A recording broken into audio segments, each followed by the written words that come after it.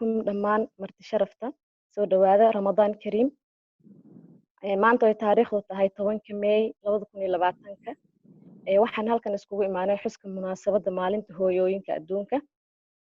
maalinta hooyooyinka adduunka markii ugu horeysay waxaa la xusay 1908 isla 10 May maalintaas oo adduunka loo aqoonsaday maalinta hooyooyinka adduunka inagoo og muhiimadda iyo mudnaanta ay hooyo leedahay haddana maanta waxaa ugu talagalnay in aan isoo xasuusino doorka ay hooyada ku leedahay horumarinta bulsho walba waxaan maanta barnaamijka marti inoogu ah hooyo agteena aad qaali ugu ah Miss Jawaahir Daahir oo ah hooyo door weyn ka qaadatay horumarinta bulshada Soomaaliyeed ilaa ay haddana ka qaadata Maam Jawaahir waxay hadda hogaamiye u tahay qurbo joogta Soomaaliyeed waxay sidoo kale maamulo u tahay xarunta horumarinta adeegyada Soomaalida waxay sidoo kale horjoog u ahayd haweenka Soomaaliyeed ee Netherland maantana waxaan halkan iskugu imaanay inaan ka dhageysano khibradaheeda iyo doorka ay hooyada ku leedahay horumarinta bulshada soo dhawow maama ma santahay anisa aad baan u dhawahay aad baan kaga mahadcelinayaa runtii casuumadan ay casuumteen sharaf weyn ii tahay inaan kala soo qayb galo dhalinyarada runtii Turkiga ku nool ee Soomaalida qurbo joogta gaar ahaan Istanbul runtii waxa weeyaan aad bay iigu dhow yihiin in badan oo ka midana dhowr jeer baan la kulmay runtii waa aad bay agtida qaali uga yihiin firfircoonida siyaadada ah oo mar walba aad muujisaan sida aad isugu dayeysaan inaad runtii ka qayb qaadataan waxyaabaha maaragtay mujtamaca ka dhex jira iyo sida adinka laftigeena runtii maaragtay aad isu soo saari lahaydeen waa wax runtii mudan aana iyo ku dayasho aan aadna ugu runtii maaragtay runtii ugu hanweynahay maaragtay mustaqbalka in maaragtay wax badan aad ka soo bixin doontaan insha Allah. Assalaamu calaykum waraxmatullaahi wabarakaatuhu. waxaan filayaa in la maqlayo ku maqlayna xasana marka ugu horeysa Ramadaan Kariim dhammaan ka soo qaybgalayaasha marka xigta Maama Jawaahir soo dhawow aadaan ugu faraxsanahay inaan maanta oo maalin dhammaan hooyooyinka dhan qaali ku ah haweenkana maalin muhiim u ah inaad nala joogto ururka barnaamijkan soo sameeyay waxaa la yiraahdaa waxaan nahay hal ama we are one waxaa aasaasay ardaydii ugu horeysay oo Turkiga timaaday ujeedadooduna waxay ahayd markii ay arkeen waddankoodii oo burbursan dadkoodii oo kala qaybsan dowladoodii oo aan xoog badan lahayn markay dibadda imaadeen waxay ahayd fursaddii ugu horeysay ee arkaan qaran ma dowlad shaqaynaysa marka waxay dhaheen annagana si aan dadkan oo kale u gaarno waxaan u baahannahay inaan intaan midowno hal qaran hal koox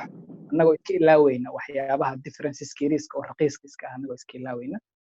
marka badanaa wuxuu ka shaqeeyaa advocacy la xiriirta Soomaalida seel isugu keenaa seel isugu wadaa differenceska seel looga tanaasula dadka oo dhan seel isugu wadaa marka maadaama haweenkan qayb muhiim ah oo bulshada ka tirsan ay yihiin waxay ka mid tahay fieldiska oo aad mudnaanta gaarka ah u siino sida daraadeedaan maanta ay aad noogu qorxoonaatay inaad adigana khibradaadii ku aadan maxaa la yiraahdaa bulshada sida maxaa la yiraahdaa sheeka doorka hooyada ay ku leedahay iyo waxyaabaha badan ay qaban karto tiirka ay tahay marka ma rabo inaan barnaamijka idinka dhex galo marka inta ugu badan khibradaadii iyo aragtidaadii inaan dhageysano kadib dhammaadkana su'aalaheennii aan markaa dhalinyarada wixii su'aal qaba ay su'aal ku weydiiyaan aan rajayn aad u mahadsan aad iyo aad u mahadsantahay xasan runtii waxa weeyaan waxaa wax lagu farxa maaragtay in aad isxilqaanteen adinka oo yani xusida hooyada oo runtii wax runtii aad iyo aad u qiimo badan ah aad maaragtay dareenteen inay muhiim tahay inaad maaragtay aad xustaan hooyada isku timaadaan maanta iyo tan kale inaad maaragtay runtii aad samaysaan urur ka turjumaya ahmiyadda weyn ee isku imaanshaha dadka Soomaaliyeed iyo wada shaqayntooda siday muhiim ugu tahay mujtamaceenna yani qarankeena iyo maaragtay ummadeena guud ahaanba marka runtii waxaan aad iyo aad maaragtay mar kale idinkaga mahadcelinayaa runtii samaynta yani ururkaas maanta weliba waqti looga baahi badan yahay aysan jirinin inaa adinkoo dhalinyaro ah oo maaragtay inaad isku imaataan oo waddan qurba ay joogtaan aad dareentaan runtii muhiimadda isku duubnida ay maaragtay dadku ay tahay marka aad iyo aad u mahadsantihiin ramadaan mubaarak kulligiin waxaan rajeynayaa maaragtay ilaahi subxaana watacaala inuu inaga aqbalo cibaadadeenna kulligeen dadkii maaragtay runtii bishan barakaysan uu ugu dambi dhaafo ugu naxariisto inuu nagu daro hooyooyinkeenana iyo waalidkoo dhanba gaar ahaanna maaragtay kulligood ilaahay inuu ugu naxariisto bishan barakaysan waxaan ognahay inaan runtii xaalad adag aan ku jirno xaaladatan haddeertaan covid-19ka oo adduunkoo dhan runtii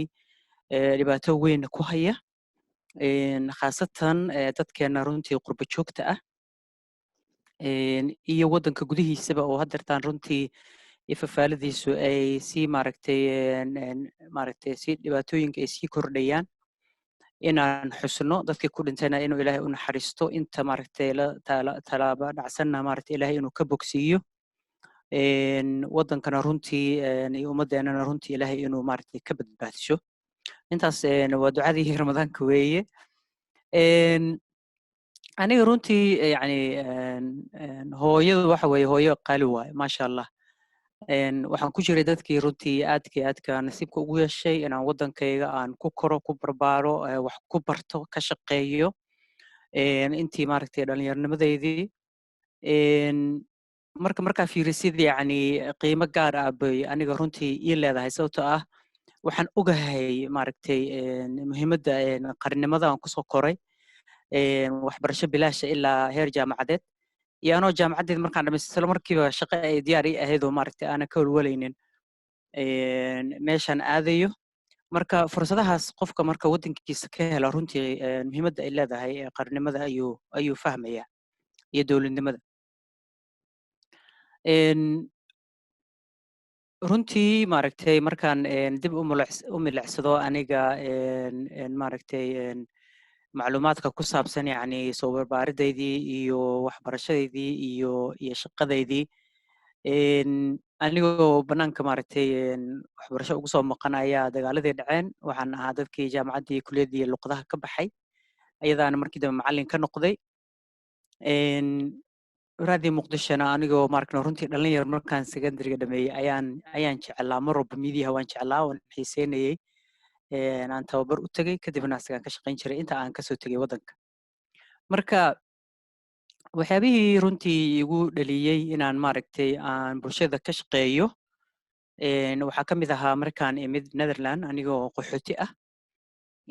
waxyaabihii ugu horreeyay oon arkay waxay ahayd dumarka soomaaliyeed iyo carruurta oo waddankii kasoo qaxay yimid waddan aysan aqoonin dhaqankiisa lahayn afkiisa lahayn diintiisa lahayn siday ugu maarkinoo runtii dayacsanaayeen dhibaatooyinka badan iyo caqabadaha hortaagnaa markaasaan waxaan bilaabay runtii aniga iyo dad kale inaan israadsano dumaradii runtii wax soo bartay inaan niraahno war sidan inama qabatee markaasna runtii waxayd markii ugu dardarka badnayd oo dagaalka sokeeye u socday ood iska fahmi kartaan oo runtii dadku aysan indhaha iska eegi karinin qabiilo loo wada qaybsanaa dad maarkinoo iyaga laleeyahay waxbay dilayeen oo dadkii bay soo ciirsadeen iyo dad ayagu maaragtay runtii ayagu is oranaya maaragna dadkan waa dadkii idinka soo horjeeday intaba loo kala qaybsanaa annaga marka dumarkeenni waan shirnay waxaan niri annaga dan miyaa inoogu jirta inaan kala qaybsanaano carruurteennii iyo dumarkeenna ayaa ku dayacan waddankan ajnabiga ah waddankii waxa ka dhacayana waan u jeednaa laakiin maxaa annaga inoo dan ama waxay dan inoogu jirtaa in aan waxa waddanka ka dhacaya aan la jaan qaadno oo sidaas aan runtii annagana maaragtay qofba gees u istaago mise waxay dan inoogu jirtaa in aan siyaasad iyo xagga iska dhigna qabiil aanu ka fikerno sidaan carruurtayada iyo dumarkayaga dayacan aanu wax ugu qaban lahayn runtii dumaro aad u aragti dheer ayaa maaragtay isugu yimid meesha waa la isdhaarsaday in aan niyad khaalisa aan ku wada shaqayno oo aan carruurteena iyo dumarkeenna aan u shaqayno marka halkaasay horta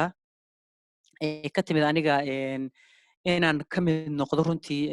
dadkii maaragtay xiiseynayay in maaragtay aan bulshada aan wax u qabanno. waxaanu bilownay in aan maaragtay aanu carruurteenna aan afka u dhigno, af Soomaaliga u dhigno, aan diinta u dhigno, inaan culumadii u yeerno niraahno warkaalaya maaragtay carruurta maaragtay quraanka u dhiga, annagana taariikhdii iyo dhaqankii iyo wadankii maaragtay wanaagiisii ilmaheena inaan barno, in aan dadkaas ajnabiga ah aan la degannahay oo wadankooda nagu soo dhoweeyey oo runtii maaragtay si fiican noo saaciday inaan ayagana wax ka barno dhaqankeena iyo hidaheena wanaagiisa. keliya aan naloo arkinin dad maaragtay oo qaxaya oo dagaal iyo rabsho iyo shido ku dhex jira, laakiin inaanu leenahay luqad iyo dhaqan iyo hiddo soo jira ah oo runtii aad iyo aad aan ugu faano. marka waxaanu anagu ahayn markaas aan isku aragnay inaanu ahayn safiiradii daljirayaashii wadankeena matalayay, marka inaan weji qurux leh inaanu ka bixino wadankayaga iyo dadkayaga, inkastoo maaragtay markaas ay dagaallo runtii aad u foolxun ay socdeen. marka horta runtii marka maaragtay horumarka bulshada runtii laga hadlayo, qoysku waxa weeyaan waa unuga ugu yar ee ay bulshadu ay ka kooban tahay weeyaan. qoysku marka wuxuu ka kooban yahay waalidka, hooyada iyo aabbaha, iyo carruurta hadba inta ay maaragtay ay tiradooda ay dhan tahay. marka waalidka ayaa marka iyaga mas'uuliyad qaaday in ay carruurtaas ay kobciyaan, ay koriyaan, maskaxdooda ay dhisaan, ay diintooda iyo dhaqankooda iyo afkooda iyo hiddahooda ay ku barbaariyaan, ay ka dhigaan dad maaragtay ilmo maskaxdooda ay fiyowdahay oo runtii maaragtay mujtamaca la jaan qaadi kara, la qabsan kara hadba meesha ay joogaan. runtii marka aad maaragtay wadan aad ilmo ku korinaysid aadan maaragtay wadankaaga ahayn oo ka dhaqan duwan oo ka af duwan oo ka diin duwan, runtii waa runtii xaalad aad iyo aad u adag weeye. oo xaaladaha marka la fiiriyo hooyooyinka khaasatan waalidiinta oo dhan, laakiin gaar ahaan hooyooyinka Soomaaliyeed ay ku wajaheen qurbaha ayay ka mid tahay. wax sahlana runtii ma aha, wax loo diyaarsanaana runtii ma ahayn. aniga oo runtii qof soo wax bartay ahaa oo afaf badan oo kala duwan ku hadlahayay oo maaragtay dhinacaas aan dhibaato ka qabin, ayay runtii haddana aad iyo aad iigu adkayd in aan ku koriyo carruurtayda runtii deegaan aad iyo aad iiga dhaqan duwan, iiga maaragtay af duwan, iiga diin duwan, haddana carruurtiina aan u diyaariyo inay deegaankaas ay ku noolaan karaan, ayna ku dhaqmi karaan ayagoo diintoodii iyo dhaqankoodii iyo afkoodii iyo hiddahoodii haysta, ayna kuna faani karaan. aysan maaragtay laga yaabo marmarka qaarkood deegaankaas inay kala kulmaan cunsuriyada, inay kala kulmaan diintooda in lagu cunsuriyeeyo, in maaragtay midabkooda lagu cunsuriyeeyo, in meesha ay ka yimaadeen ama maaragtay qaabka u labisan yihiin lagu cunsuriyeeyo. runtii marka wax sahlan ma aha. waad fahmi kartaa hooyada ayadoo wadankeedii joogta oo dhaqankeedii iyo diinteedii iyo maaragtay deegaan la mid ah maaragtay haysata, ayaa haddana mar walba ay runtii waxyaabaha mas'uuliyadda saaran runtii mas'uuliyad aad iyo aad u adag ay tahay. marka haddaan wax yar horta qeexano, maanta waxaan wax yar milicsanayay video yar oo maaragtay nin uu soo duubay oo uu ku tilmaamayo hooyada shaqadeeda. runtii aad iyo aad buu ii cajabiyey. wuxuu ku tilmaamay hooyadu inay tahay agaasimaha howlaha guud. markaa fiirsa, anigu waaba ka sii siin lahaayo, waxaan dhihi lahaa waa maamulaha weeyaan. sababtoo ah qofka guriga maamulaya oo kala agaasimahaya oo maaragtay hawshii kala socodsiinhaya hooyada weeyaan. mar walba culayskii ugu weynaayoo dhan ayadu kusoo dhacaya. marka waxaa laga yaabaa marmarka qaarkood hawsha guriga in aanu fududaysano oo aanu u aragno qofka yacni oo qofkaasi hooyo waaye, ma shaqayso oo muxuu ahaa waa guri joog waaye, housewife, in laga dhigo qof aan xirfad lahayn. laakiin hooyadu asal ahaan bayba waxayba tahayba yacni xirfadaha laga raba adduunka shaqooyinkeeda oo dhan ayay waxay ku hananaysaa hooyanimadii ku hananaysaa sababtu waxay tahay xaaladda ay ku jirto iyo mas-uuliyadda saaran ayaa keenaysa in ay noqoto qof howlkar ah qof maaragtay firfircoon qof aan daali karinin qof aan maaragtay wax dhibsan karinin yacni markaa fiirisid ama ha ahaato nadaafadii guriga ama cunto karin ha ahaato ama ha ahaato carruurtii daryeelkoodii iyo xanaanadoodii iyo waxbaridoodii iyo quudintoodii ha ahaato maaragtay saygeeda markino ay markino asaga laftigiisa xanaanaynayso oo daryeelayso marka la fiiriyo shaqooyinka la iska raba adduunka ama ahaado qofka markino maamulaho kale hadda aniga kule hay-ad baan u ahay maamulo u ahay sifooyinka qofka yacni hogaamiyaha laga rabo oo dhan hooyadu way haysataa ama ka siyaado ayay haysataa waxaana keenaysa mas-uuliyadda guriga hooyada ka saaran waxaa laga yaabaa hooyadaas in markino aysan iskool ama ay gelinin ama aysan baranin hooyanimadu maxay tahay mas-uuliyadda hooyanimada wax yaroo waxaa laga yaabaa waalidka inuu kuu soo sheegay saan iyo saan baa laga yaabaa laakiin waxaa weeyaan hooyadu inta badan markay gabadhu ay guursato oo reerkeeda laga soo kaxeeyo ee guri ay yeelato waa qof sidii maaragtay meel mugdi ah lagu soo dhex tuuray ama qof aan dabaal aqoonin oo bad lagu dhex tuuray oo la yiri ka dabaalo markaasay intay ka soo dabaashaan haddana weliba maaragtay waxay uga soo dabaashaan si howlkarnimo leh marka runtii waxaan u arkaa hooyada haddii aan u galno maanta oo niraano hooyada aanu ka sheekayno yacni cadaalad kama samayn karno doorka hooyada laakiin haddaan milicsano yacni mas-uuliyooyinka hooyada maaragtay saaran runtii yacni waa wax aad iyo aad runtii waxaan dhihi karnaa horta waa lafdhabarka maaragtay bulsho kasta hooyadu waa lafdhabarka bulsho kasta weeyaan ayadaa isku haysa waa qofka qoyska isku haya weeyaan oo maaragtay xataa haddii aabihii ama kulkulul yahay ama waxaysan yahay ama uu soo daaho ama uu maaragtay shaqadiisa ku badan tahay carruurtii iyo asagii kala agaasimaysa oo isku xiraysa oo kala maaragtay hagaysa in gurigaasi uu noqdo guri qurux badan oo qof kasta maaragtay uu ku faani karo oo uu milicsan karo ayay hooyadu ka shaqaysaa waxay ka shaqaysaa carruurteedu inay noqdaan carruurta ugu qurxoon oo ugu maarkino karti badan oo ugu maaragtay firfircoon ugu howlkarsan ayay jeceshahay oo ka shaqaysaa yacni marka laga soo yacni samirka marka la fiiriyo yacni waxyaabaha tusaalooyinka yacni qofka hogaamiyaha uu leeyahay laga rabo inuu yeesho yacni samirka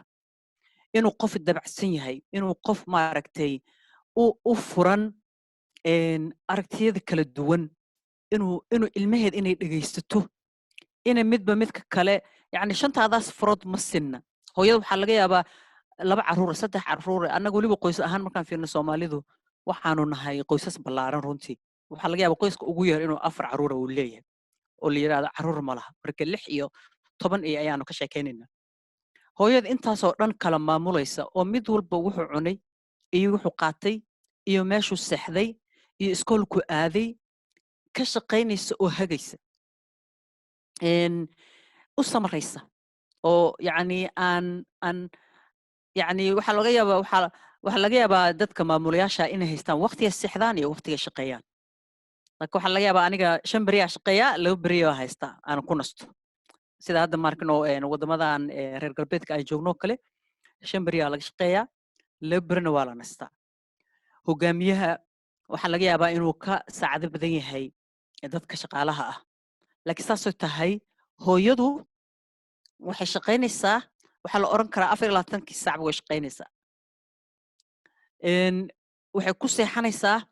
wixii ay subaxii hore ay maarkan ay qaban lahayd iyadoo sii diyaarinaysa waa qorshayntii weeyaan qorshayntii reerka ayay ka shaqaynaysaa waxay ka shaqaynaysaa maaragtay sidii ilmihii waxbarashadoodii iyo noloshoodii ay maaragtay ay uga soo dhalaali lahaayeen ayay ka shaqaynaysaa oo mid walba waa inay marka hagtaa taasna hogaamintii iyo hagidii carruurtii mid walba meesha uu ku habboon yahay inay u hagto oo kii yaraa oo 2 jirka ahaa iyo midkii 12 jirka ahaa baahiyo kala duwan ayay leeyihiin hooyadu marka waa inay dabooshaa baahiyooyinkii kala duwanaa oo ilmihii da'doodii mid walba waa inay si gaar ah ugu sii nugushahay oo uga warqabto oo mid walba baahidiisii waxa uu u baahan yahay ay u diyaariso taasna waxa waaye qofkii hogaamiyaha ahaa waxa weeyaan shaqaalihiisii oo kale markaa fiirisid waa inuu mid walba xaaladiisii gaarka ahayd uu ka warqabaa oo uu kula dhaqmaa oo uu ku hagaa oo wuxuu u baahan yahay uu u diyaariyaa marka yacni runtii hooyadu marka la fiiriyo saan sheegay sifooyinka hogaamiyaha oo dhan way leedahay mana la yaraysan karo laakiin hadda annaga waddamadan aan joogno waxaa la yidhahdaa transferable skills qofka marka la weydiinayo maxay yihiin xirfadaha aad leedahay waxaa laga yaabaa qofkan hadduusan hore usoo shaqaynin oo uusan shirkad uga soo shaqaynin inuu isku arko inuusan xirfad lahayn laakiin adduunka qof bini aadan oo aan xirfad lahayn ma jiro waa la kala duwan yahay xirfadaha la leeyahay ayaa kala duwan laakiin qof walba xirfad buu leeyahay waxaan xasuustaa beri waxaanu qaadanaynay meel xanaano carruurta lagu xanaanay aan leenahay ayaan shaqaale u qaadanaynay marka dad badan ayaanu ka qaadaynay aanu maaragtay shaqooyinka soo codsaday ayaanu ka qaadaynay su'aalo iyo ka qaadaynay imtixaanaynay gabar baa runtii aad iyo aad maaragtay aan ula dhacnay sababta waxa weeye weligeed aleheed kamaysa shaqaynin meel carruur lagu hayo laakiin qoyskooda ayaa waxay ka koobnaayeen 12 carruur ka waaweyn ayada iyo kuwa ka yaryar gabadhii marka waxay tiri weligay kama soo shaqaynin laakiin waxay tiri aniga gurigayga hooyaday ayaan caawiyaa carruurta walaalaha iga yaryar ayaan xanaaneeyaa waxay marka ku dabaqday xirfadihii laga rabay oo qofka maarkan xanaanada ka soo shaqeeyay looga baahnaa ayaa waxay ku dabaqday carruurtii ay haynaysay oo hooyada ay la haynaysay qofkaas wuxuu ku tusinayaa maskaxdiisa inay shaqaynayso oo qof fahmi kara xirfadda uu leeyahay awooddiisa fahansan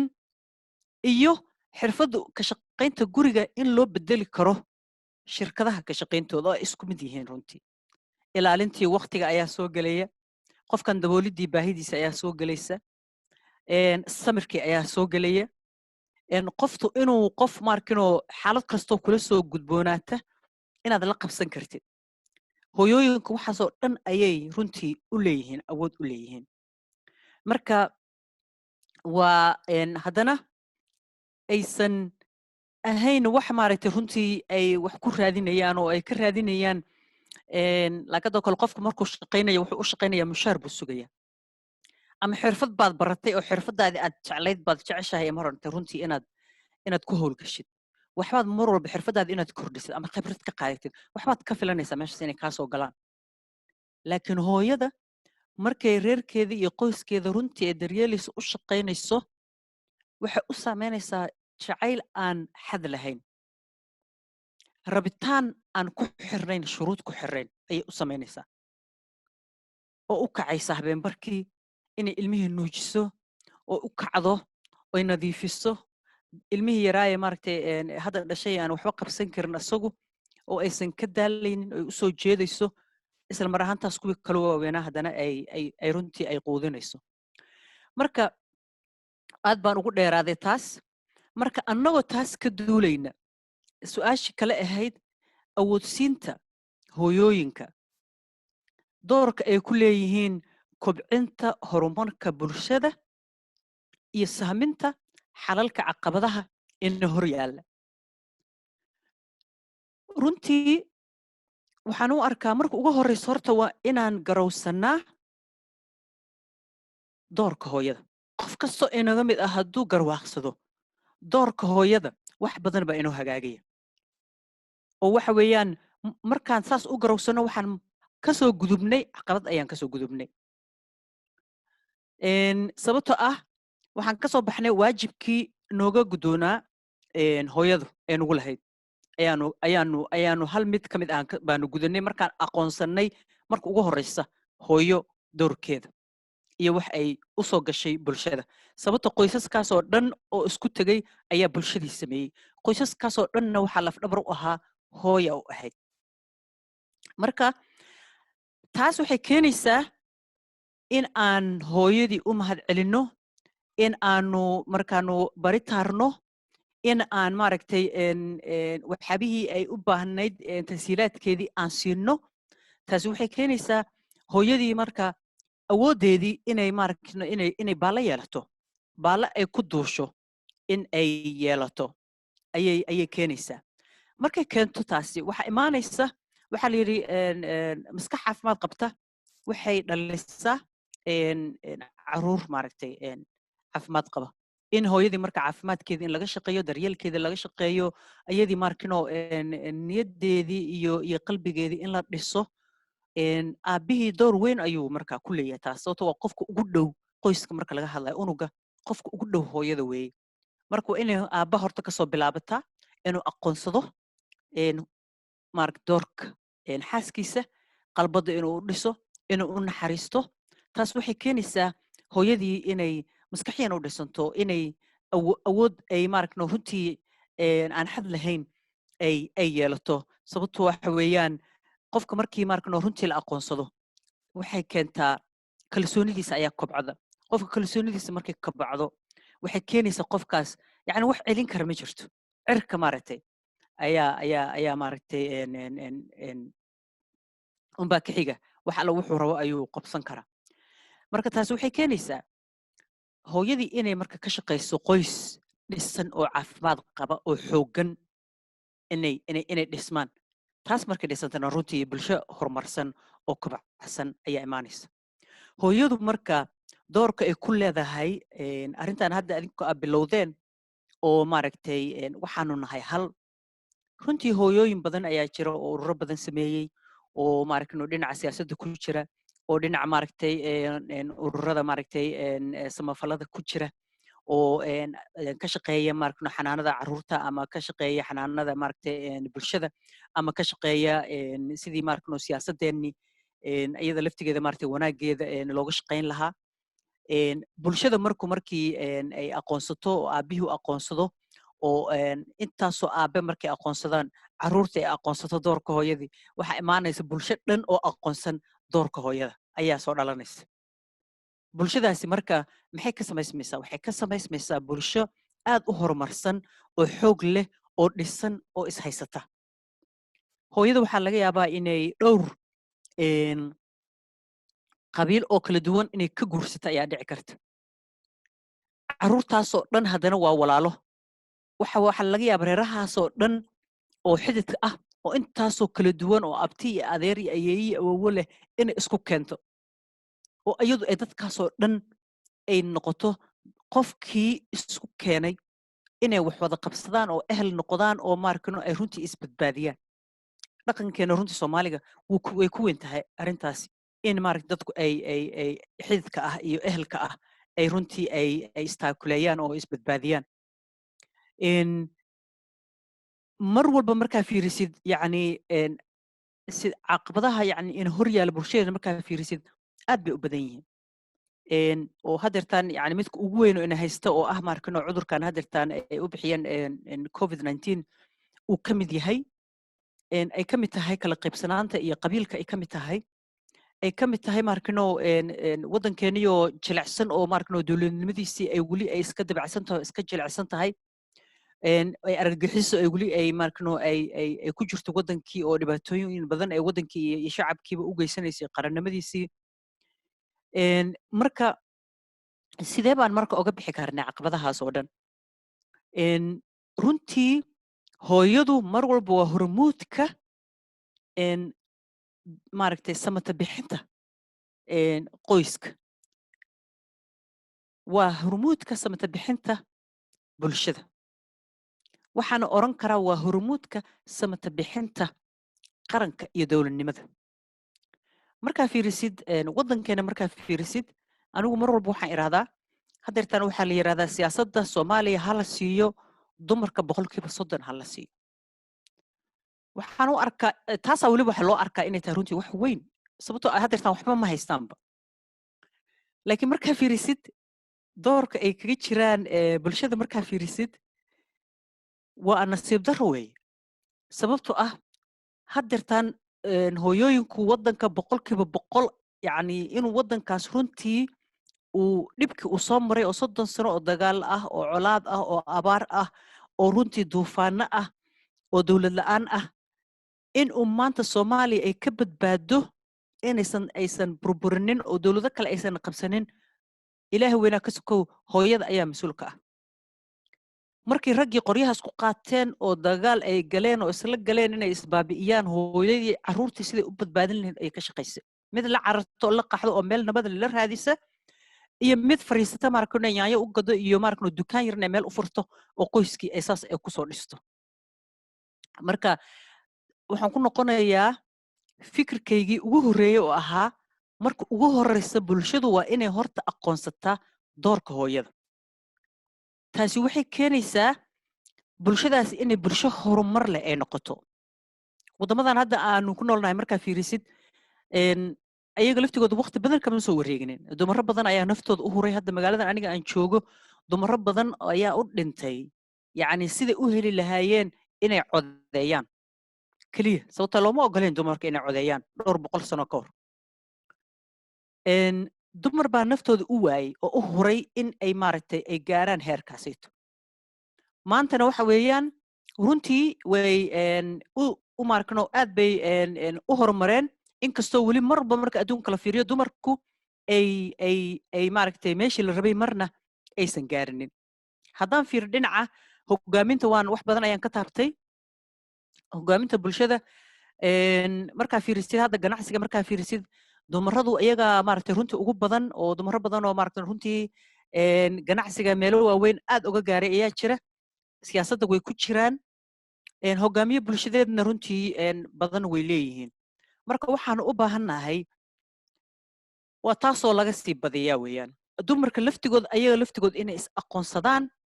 oo ay ogaadaan ayaga laftigood marmarka qaarkood adiga haddaadan awoodda aad leedahay aadan ogeyn way kaa hoos baxdo kalsoonidii ayaa kaa lumaysa marka waxaan u baahannahay waxa waaye dumarka laftigood ayagu inay is aqoonsadaan ay isbaritaaraan ay markano ay wax wada qabsadaan midii markano halkan ka dhibaataysan ay baritaaraan midii ka shaqeynaysa siyaasadda in la caawiyo midii ka shaqeynaysa ganacsiga in la caawiyo midii howlaha guud ku mashquulsan in la caawiyo marka bulsho markaasoo kale isku tiirsan oo dhinac walba iyadu iska kaashanaysa oo wax wada qabsanaysa ayaa halkaas inooga soo baxaysa taasoo dhanna waxay ku imaanaysaa inaan aqoonsano doorka hooyadu ay kaga jirto bulshadeenna oo ah lafdhabarta bulshada waan ku dheeraaday waxaan u malaynayaa waqtigayga xoogaa yar baan ku darsaday aad iyo aad u mahadsantihiin jazaakumullah khayran waqtiga ay siiseen casumadda ay casuuteen mar kale ayaan aad idinkaga mahadnaqinayaa waxaan halkan aan jeclaan lahaa fursadda inaan kaga faa'iidaysto inaan salaan qaaliya u diro dhammaan hooyooyinka Soomaaliyeed meel walbay joogaan inaan idhaahdo hambalyo hambalyo hambalyo waxaad tihiin lafdhabarkii bulshadeenna aad iyo aad u mahadsan tahay maamo maasha allah haddana waxaan rabaa dhegeystayaasha inaa u gudgali doono qeybihii su-aalaha qofkii su-aal qabo qeyb misad ahaan wuu usoo gudbin karaa anigaa rabo markii inaa ku bilaabo su-aasha maamo horta Soomaali haddaan nahay yani dhaqan ahaan waxaa dhaqan u leenahay in maamada Soomaaliyeed loo aqoonsan yahay keliya inay tahay warshad soo saarta caruur iyo robot guriga ka shaqeeya oo kale qaab noocaas inaa maxalla maamada Soomaaliyeed u aqoonsan nahay taasina waxay dhali kartaa caqabado yani zaaid u fara badan sababtoo ah annaga oo ay badan tahay saadi hore u sheegtay qoyska weynaantiisa iyo caruurta fara badnaantooda iyo weliba maxaa ku dhahay korriimadii caruurta oo ay ka mid tahay xanaaneyntooda iyo hadda waddamadan horumaray waxay leeyihiin meelo carruurta lagu xanaaneeyo waxaas laakiin dalkeena dhaqan noocaasi ma lahan ayadoo intaasi ay jirto haddana waxaa jiro dafiraad iyo maxaa ku dhahay aqoonsi la-aan haysata hooyooyinka Soomaaliyeed marka qaab noocee lagu xallin karaa is leedahay barbaleenkaas runtii anisa aad iyo aad u mahadsantahay runtii waa su'aal aad iyo aad u qiimo badan weeye waana run inay markinoo fikirka noocaas ah uu bulshadeena uu ka dhex jiro oo loo aqoonsado hooyadu inay tahay warshad carruurta soo saarta un kaliya iyo in maaragtay ay guriga uun ay ka shaqayso oo ay tahay iyadu maaragtay qofkii uun guriga ka shaqaynayay kaliya laakiin waxaan ku noqonayaa runtii arartaydii hore oo ah in marka ugu horeysa bulshadu guud ahaan waxay ka bilaabataa qoyska qof bay ka bilaabataa qoyska ayaa ugu yar qoyskana carruurta iyo hooyadii aabuhu ka kooban yahay ayaga marka ugu horeysa horta inaan ka bilowno wey sidee baan qoyskeena u hagaajinaa sidee baan u soo saarnaa qoys caafimaad qaba sidee baan u soo saarnaa qoys la tartami kara adduunka intiisa kale taasi waxay ka imaanaysaa hooyo iyo aabe isgarabsaday oo ayagii isla shaqeeyey oo ayagii gacmaha is haysta oo ayagii tusaale u noqda carruurtii haddii marka aabbihii uu arko hooyadu inay tahay qof carruur dhala oo guriga inay ka shaqayso keliya ay tahay uun waxaa lumaya ahamiyaddii weynayd ee ahaa in la soo saaro qoys caafimaad qaba marka Soomaalidu waxay dhahaan waxaan day waxa ka sokoyaday yacni in la kala yeesho shaqooyinkii guriga oo qof walba uu maarkan uu dhinac ka qabto dhibaato ma lahan hadba labadaas maaragtay lamaane waxa iyagu ku heshiiyaan si ay u wada qaybsadaan ayay ku xiran tahay laakiin in marka ugu horeysaba ay bulshadu ay og tahay arrintaasi waxa weeyaan waa arrin lamaanahaas ayaga khaas u ah siday u arkaan inay shaqadaas u wada qaybsadaan aabbuhu inuusan u arkinin carruurta korinteeda hooyadii kaliya iska leh door weyn buu ku leeyahay waxaad ka arkaysaa halkan inay u kala tartamaan aabbaha iyo hooyada inay u kala tartamayaan siduu qof walba carruurtiisa waqti uu u siin lahaa waayo xiriirka aad la leedahay carruurtaada ayaa runtii waxay ku saameyn weyn ku samaynaysaa ilmahaasi siday u noqonayaan ilmo caafimaad qaba oo maskaxiyan u fiyow oo maskaxdooda ay firfircoon tahay oo howlkar ah oo waxbarashadii ku fiican oo adduunka la qabsan kara sida hooyooyinka iyo aabooyinka ilmahooda waqti u siiyaan ula sheekaystaan ula fariistaan maaragtay waqti cayaar ah waqti cunto ah waqti waxbarasho waqti ay jiifsadaan waqtigooda loo kala qaybiyo in marka aabbihii asagana uu waqti siiyo carruurtiisii inuu u sheekeeyo oo la qaybsado oo bannaanka u kaxeeyo oo banoonin la soo cayaaro oo ilmihii ay noqoto qoys iswada wata haddii qoyskii uu qofba meel istaago waxa waaye tafraaruq halkaasoo kasoo bilaabanaya carruurtiina waxa weeyaan runtii waxay ku soo barbaarayaan qoys kala tafaraaruqsan laakiin hadday ilmaha arkaan hooyo aabbahooda shaqaynaya oo gacmaha is haysto oo midba midka kale uu bari taarayo ayaguna berito saasay noqonayaan ayaguna waa istaageerayaan berito marka ilmahaasi waa ilmihii berito waa hooyadii berito waa aabbihii berito ee carruurtaasi marka maanta waxaan barbaarinaynaa waxa weeyaan waa aabbihii berri iyo hooyadii berri weeye waa inaan marka aan ilmahaas ku barbaarinaa berito inay tahay dantu inay ku jirto hooyadii aabahu inay gacanta isqabsadaan oo carruurta iyo gurigii iyo adeegii kulli isla qaybsadaan waxna isla qabsadaan marka runtii waxa weeyaan bulshadeenna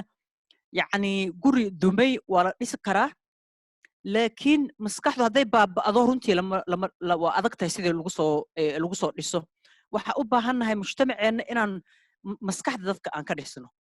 oo maskaxiyan maarkino isbeddel uu ka yimaado isbeddelkaasoo ku salaysan xal raadin aysan ahayn fara isku fiiq aysan ahayn kana saan yiri ama kana saan sameeyay laakiin caqabadihii intaanu markino aanu iclaamino oo aanu sahmino oo niraan okay dhibaatada in haysta waa kan iyo kan iyo kan sidee baan xal ugu heli karnaa xalkii si guud marka in loo wada raadiyo oo loo wada wajaho aada u mahadsan tahay haddana waxaa u gudbi doonaa su-aasha labaad oo qof ka mid aan soo weydiiyey qofkan wuxuu leeyahay sidee hooyada isugu dheelitiri kartaa xaqa ubadkeeda saygeeda iyo bulshada سؤال دأوين وارنتي سؤال هذه دأوين واي ما شاء الله وانا wax adag weey runtii wax sahlan ma aha gaar ahaan marka fiirisid xilliga aanu hadda ku jirno waxaan dhigi karaa berigii hore laakiin aniga kale saddex caruur aan ku dhalay Soomaaliya ku dhalay berigii wadanku wanaagsanaa يعني marka hadda maanta la barbar dhigo saddex caruur kale aan ku dhalay banaanka aan ku dhalo shaqo isku ma laha yani waxa u arkaa inay tahay wax aad u sahlan inay ahayd marka fiirsid xaaladda lagu jiro maanta wadanka ama qofka qurbiyaha joogo oo taas oo waliba si aan sidaan hore u soo sheegay si dhibaato siyaada iyo caqabado siyaada ku haysa hooyooyinka iyo waalidiinta guud ahaanba wadanka markaan joognana duruufiya iska adag yihiin runtii oo markano mar walba iska jiraan qaraxyo iyo dagaallo iyo markano dawlad la'aan iyo markano mar walba cabsi iska jirto ama markano iska jiraan duruufo ay deegaanku uu keenay runtii caqabaduhu way adag yihiin laakiin mar walba markaan fiiriyo hooyooyinka Soomaaliyeed aniga anoon runtii iga ahayn caadifad ama faan iga ahayn markaan fiiriyo hooyooyinka Soomaaliyeed kartidooda iyo howlkarnimadooda anu marba waxaan raada hooyo kasta intaasoo biladooda oo baan siin lahaa oo abaalmarina ayaan siin lahaa sababtoo ah iyagoo jawi kasta ku jira ayay markino rakarooni maaragtay iyagoo jawiga uga soo dhalaalaan oo caruurtoodii inay markino ay baahidooda daboolaan ay isku dayayaan oo saygooda inay baahidooda daboolaan isku dayayaan inay bulshadii haddana ka qayb qaataan oo markino dayaceedii iyo markino xanaanadeedii ay isku dayayaan oo markino is abaabulayaan ayagoo wax isla qaybsanayaan marka runtii waxaan u arkaa hooyooyinka Soomaaliyeed waa wax ay hadda ay sameynayaan oo ku mashquulsan yihiin mustaqbalkana runtii waxaan u oran karaa waxa weeyaan anigu aan kuna baraarujinayaa inaysan naftooda aysan dayacinin mararka qaarkood waxaa dhici karta culayska badan oo haysta hooyada darteed ilmihii iyo markano qoyskii iyo reerkii iyo bulshadii iyo especially kuwa qurbaha joogana laga yaabo inay xataa ka walwalayaan ehelkii iyo rixankii wadanka markano ku jira oo dhibaataysan siday markano baahidoodii u dabooli lahaayeen in ayagii is ilaawaan oo ayagii marka hadda adigii marka aadan isxanaanaynin oo adigii aad iska fikirinin caruurtiina waad gabaysaa saygaagina waad gabaysaa bulshadii kalena waad gabaysaa marka waqti isa sii hooyadu waa inay iyadu waqti isa siisaa waa inay isxanaanaysaa waa inay cuntadeeda iyo nafaqadeeda inay ka fikirtaa inay markano inay jimicsi samayso oo jirkeeda mar walba ay jimicsi inay samayso inay ka fikirto oo markano caafimaadkeeda baa ku jira iyo dhaqdhaqaaqeeda sababtoo waxaa laga yaabaa inta badan wadamada aan joogno qofka ama inta badan ama fadhi inuu wax ku samaynayo ama makiinado inuu isticmaalayo si uu markano wax u sameeyo oo jirkiiyo muruqyii ay isgalaan qofkii wuxuu u baahan yahay mar walba inuu maaragtay dhaqdhaqaaq inuu ku jiro in maaragtay mararka qaarkood ay ka baxdo gurigii oo aabihii ay tiraahdo caruurtii ishanta oo ayadii waqti isiiso oo markano ay saaxiibadeedii iyo ehelkeeda ama banaanka u baxdo waqti la soo qaadato markaas waxa weeyaan ayadii markaas waxay noqonaysaa qof marka iyadii isxanaanayso qof markaas adag oo caafimaad qabta oo caruurteedii iyo saygeedii iyo bulshadiina markan wax u soo gudbin karta waa sax maama waa mahadsan tahay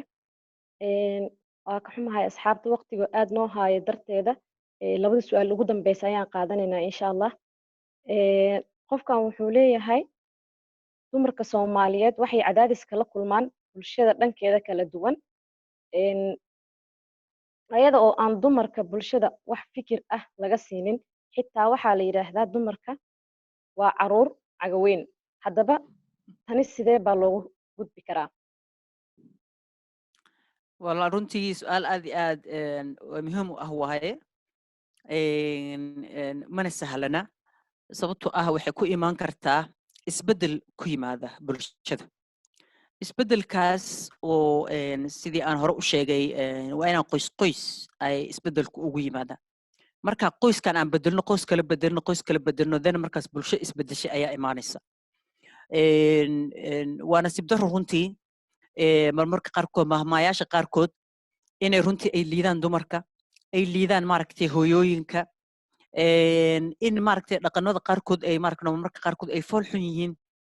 oo si fool xun maaragtay marmarka qaarkood loola dhaqmo maaragtay hooyooyinka loola dhaqmo iyo dumarka waa wax jira waa waxaan haddaan xaqiiqada aan ka hadlaynin xal ma heli karno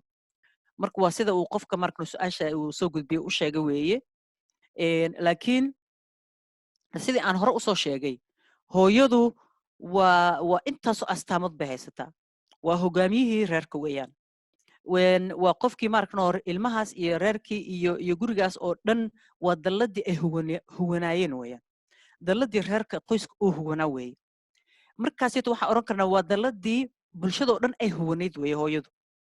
marka marka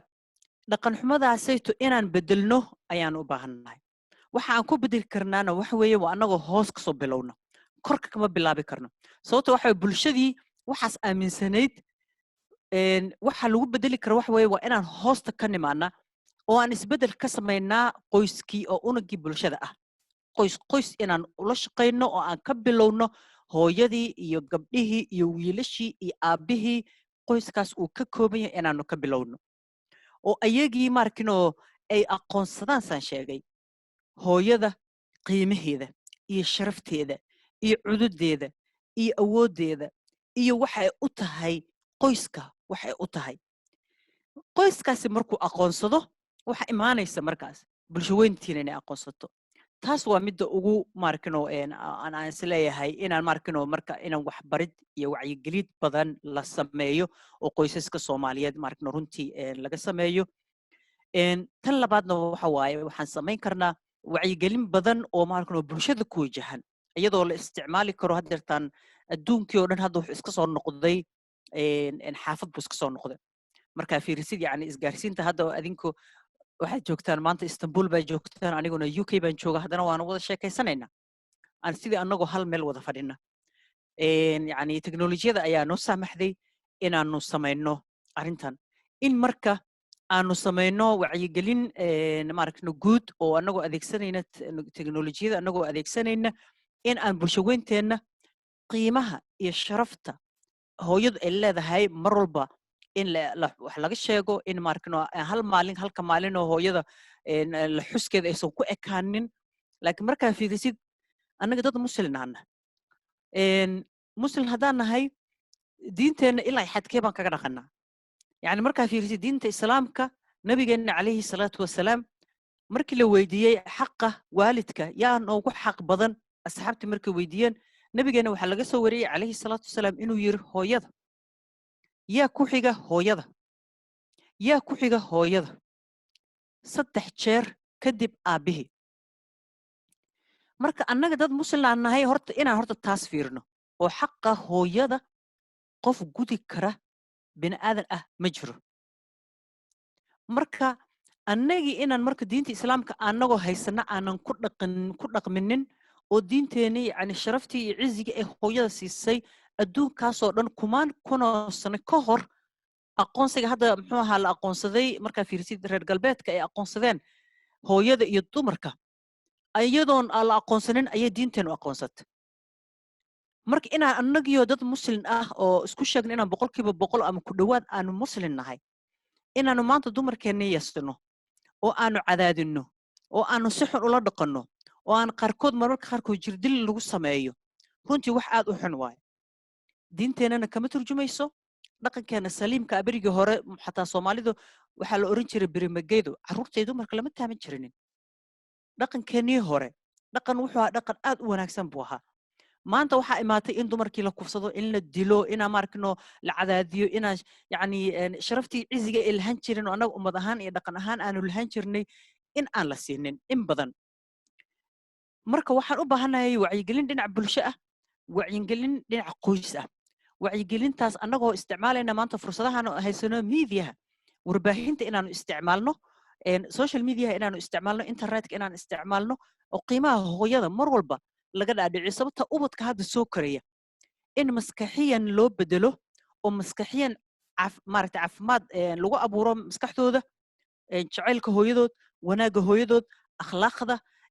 sharafta hooyada cisidda hooyada weynaynta hooyada in ilmahan aan kusoo barbaarino hooyaduna door weyn bay ka qaadanaysaa sababtoo ah iyada waayo qofkii ilmaha barbaarin lahaa wiilkaaga ku barbaari wanaagga hooyada iyo dumarka waa aabbihii berito waa ninkii berito markano qoys kale abuuri lahaa weeye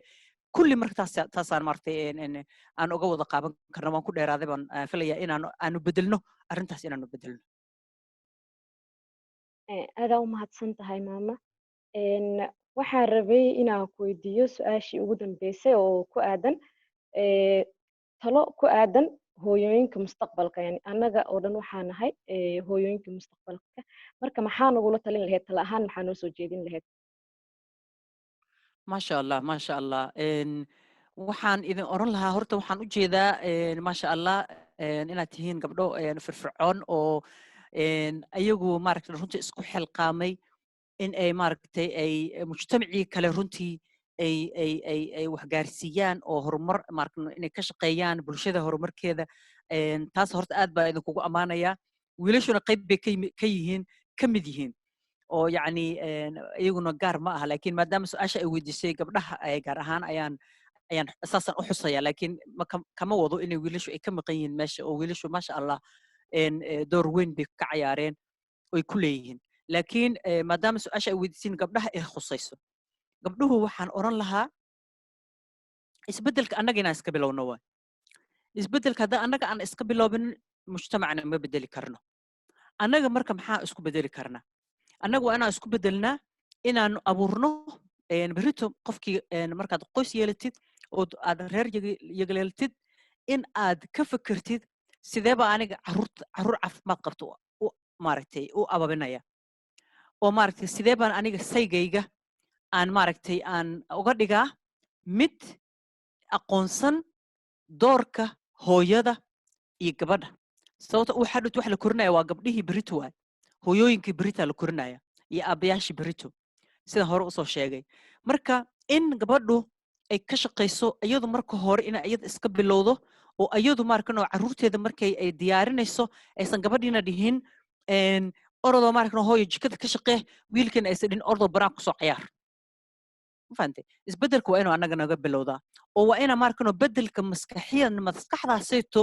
ah gabadha keliya waa inay tahay warshad carruur soo saarta guri ka shaqaysa isbeddelkaas inaan annaga abuurno waay oo gabdhaha inay ka imaato waay sababta hooyooyinka qaybaan ka nahay annaga xataa bulshada kama duwanin annaga xataa qaybaan ka mid nahay marka hooyadu waa inay cadaalad ay samaysaa oo wiilashii iyo gabdhihii ay cadaalad u samaysaa oo gurigii shaqadii ay isku dhelatirtaa oo maaragtay oo aysan u kala eexanin oo dhihinin gabadha guriga ka shaqaysta wiilkana banaanka aado laakiin wiilku waa inuu dareemaa shaqadan iyo gurigan mas-uuliyadda waxbaa ku leeyahay aniga ma aha gabadha keliya iskama laha markaasta wax abuurmaya bulsho caafimaad qabta oo berito waxaad abuuraysaan aabbayaashii berito oo maarkanoo gabdhahay guursadaan iyagana maarkanoo mas-uuliyaddii kala qayb qaadan lahaa hooyadii ixtiraami lahaa u arki lahaa hooyadu inay tahay maaha warshad keliya aysan ahayn ay tahay qof la siman asaga oo garabkiisa taagan oo wax la qabanaya oo wax bartay oo intuu asagu yahay ama ka badanba ah marka isbeddelka annaga aan iska bilowno gabdhihiina maasha allah saasaan idinkula talin lahaa aad iyo aadaa u mahadsan tahay maama ilaahay ajri xasanaad ha kaa siiyo sida khibradaada iyo aqoontaada wanaagsan aa noola wadaagtay kasoo qaybgalayaasha aad ay u mahadsan yihiin ayagana waxaa soo gaarnay gabagabadii programkeena haddana waxaa kusoo dhaweynayaa ustaad xasan cabdi xasan si uu noogu soo gabagabeeyey programka insha allah mahadsanid anisa